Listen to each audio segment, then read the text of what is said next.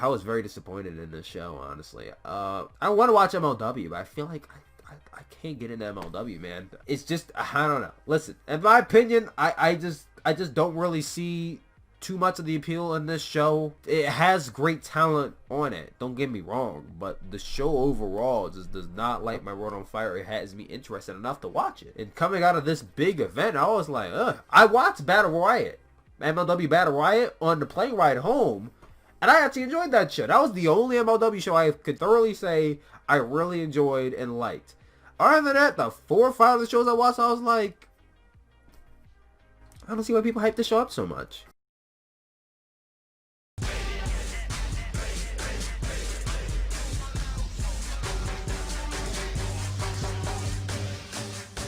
You ever watch or even do something, right? Start a hobby, start a show, start a game, and you see potential in it, and you really, really want to like it. I mean, you really want to get into this game. You want to get invested. You want to see it all the way through, but there is something that is a disconnect between you and whatever you're doing, and you just cannot find it in your heart to care about it. You can't find it in yourself to get fully invested in it. There was a disconnect in MLW for me 6 months ago. Is there still a disconnect 6 months later? We'll get into that in just a second. But hey, what is up, you guys? It is Tyler. Welcome back to the Tyler Williams channel. And welcome to a MLW Fusion review. Yes, guys, this is the first MLW Fusion review I've done since Super Fight earlier this year in February. I watched that show. I really did not like the main event, how low-key lost the title to Tom Lawler, and ever since then, I just kind of gave up on MLW. I watched like 4 or 5 of the shows beforehand, and I was like, okay, I'm starting to get into it, and then I watched that show, and I'm like, Like, here's the thing. For me, personally, I watch a lot of wrestling. But I don't follow a lot of wrestling companies. Like, out of the maybe 4 or 5 wrestling shows I watch, I can say I only follow one of them, and that's New Japan Pro Wrestling.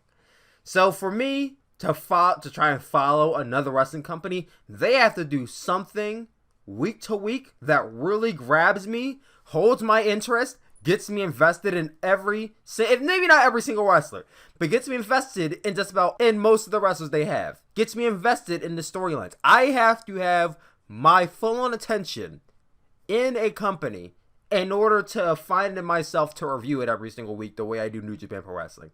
And not many companies are able to do that. MLW was on that path, and then I just kind of fell off the map with it. And I'm like, I put up a Colon community page a few days ago, and I said, I want to give one of these shows another chance. What do you guys want to see? MLW or Impact? And the majority was MLW. So I'm like, okay, I'll check out the next episode of MLW. This aired 12 hours ago. I checked it out.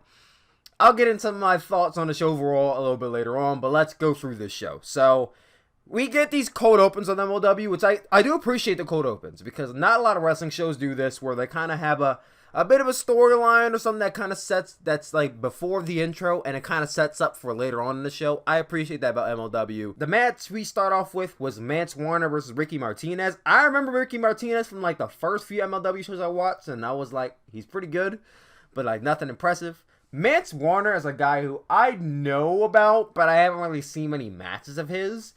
So I was pretty interested to see what they're going to do here. I mean, I really didn't get enough of content to really get a grasp of what these guys could really do. Like, the match went, I think, like 5 or 7 minutes. It was pretty short. Mance Warner ended the match with an exposed knee. He wore jeans, so I can't really call it exposed knee, but he dropped his knee pad down. He hit him with the Regal knee, as John Moxley would do in G1 Climax. And then followed it up with a lariat and got the pin over Ricky Martinez. So, Mance Warner won this match. Nothing special. Then we get into what felt like segment mania. I don't know about you guys, but if there's one thing I don't like on a wrestling show, is a barrage of segments. That's part of the reason why I don't watch Raw or SmackDown anymore, because they do like 18 fucking segments in like one show. The first segment we got was Dynasty. Now, I didn't know about Dynasty up until now, but it's the MJF's faction. MJF, I'll be honest, I don't even know who the other guys are, but they're one of the guys that are in the hotel room. They're talking to the window, and that's kind of it. Then we get another segment with Marshall Von Erich. Now, 2 weeks ago, we saw Akira Kwan make his debut in MLW, spitting mist in the face of Marshall Von Erich that blinded him.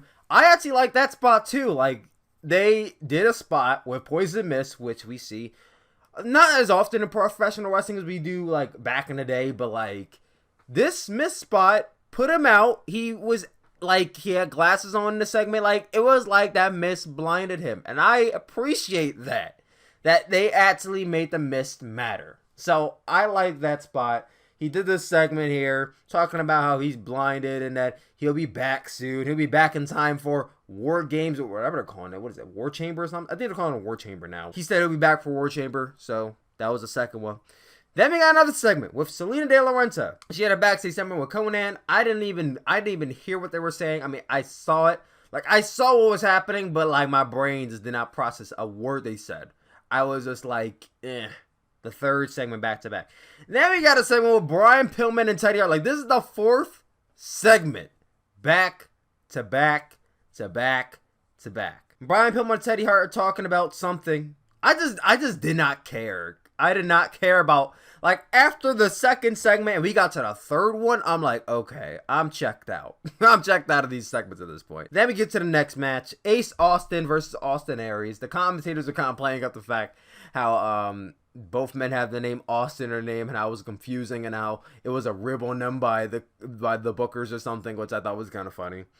The match itself, it was decent. I kind of enjoyed what they were doing in the ring. This is my first time seeing Ace Austin. I honestly heard about this guy, but I've never seen his work, so I was actually pretty interested to see what he can do. I guess his gimmick is that he's a magician, because like he came out, he had the Ace card, which kind of reminded me a lot of that movie Now You See Me. Comment down below if you've seen that movie. Like, I don't know if you guys seen that movie with Jesse Eisenberg and Denzel Washington, or not Denzel Washington. Was it Denzel Washington or was it Morgan Freeman? One of the two. The first thing I thought of when I saw this guy was the movie Now You See Me. And the card trick they did when they were when they threw the card and they were trying to make sure the security didn't see them. You guys remember that scene from that movie? That was the first thing I thought of Jesse Eisenberg's character in Now You See Me. So I was kind of internally laughing when I saw that. And he kind of pulled the pole out of his pocket or his jacket or whatever. That was pretty cool. And then the match happened. The match itself was decent. You know, I can't really call too many spots of what happened. It would kind of just happen, honestly. It wasn't anything special. I didn't really get to see too much what Ace Austin could do. It felt like a WWE Monday Night Raw match, honestly, if I can really say anything about it. But the match ending kind of bugged me a lot, because Ace Austin hits a low blow onto Austin Aries and he rolls him up. Now, he's not Toriano, so this couldn't have realistically ended the match, and I've been fine with that if he kicked out of it, which he did. What I was not fine with was Ace Austin gets into the corner, he's going for his finishing move, whatever it was going to be. He goes to run out Austin Aries. Austin Aries puts him into a brainbuster, hits it, and pins him. Didn't sell the nut shot. It's like the low blow never happened. How do you no sell a low blow? Like, that just made no sense to me. Austin Aries cut a promo after the match, calling out Teddy Hart, saying that he wants the MLW Middleweight Championship. Austin Aries versus Teddy Hart sounds like an interesting match, but the fact that he no sold the low blow and then his finisher right after just bugged me. Then we got into the main. Was there another segment here? Then we got another segment with the Dynasty. So the Dynasty's walking up to the MLW Fusion Center or whatever. And homie gets his jacket back, and Brian Pillman in an earlier segment pissed on the jacket or whatever, and he threw it in the what's it called? He threw it on the ground, and MJF's like, oh my god, there's pee on my face or something. I'm like, whatever. Then we get the War Chamber rules. Why did we get the War Chamber rules like 2 weeks before the show was actually going to happen?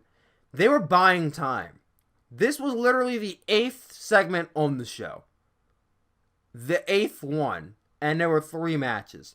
Do you know if they would have cut 6 segments out of this show, they would have had at least 4 to 5 minutes they could have devoted to one match? Or maybe 2.5 minutes to 2 of the matches? Most of them didn't really have enough that really added any depth to any storylines that happened. It just were there. Then we got to the main event. Jimmy Havoc versus LA Park in a New York City street fight.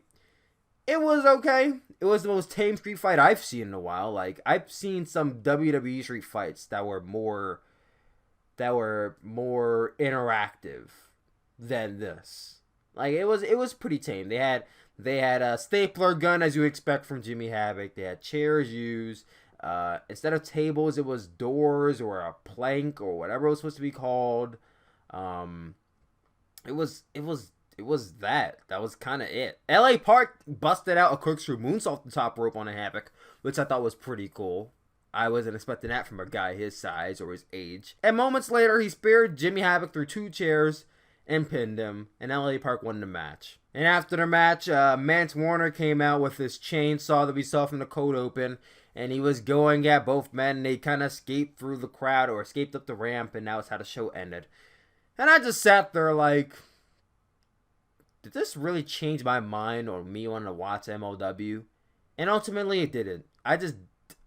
Part of this might have just been that your boy was tired, you know? I had a long day of work the other day, you know, woke up, watched this show, I might have just been tired and I couldn't really enjoy it all that much. I can't honestly sit here and say that I disliked the show, but I can't sit here and say that I enjoyed it either. It was somewhere in the middle, and you know, indifference is not a good thing when it comes to wrestling. Next week, they announced Teddy Hart versus MJF for the Middleweight Championship. You can't go on MJF, you can't go on Teddy Hart. That sounds like it's going to be a great match.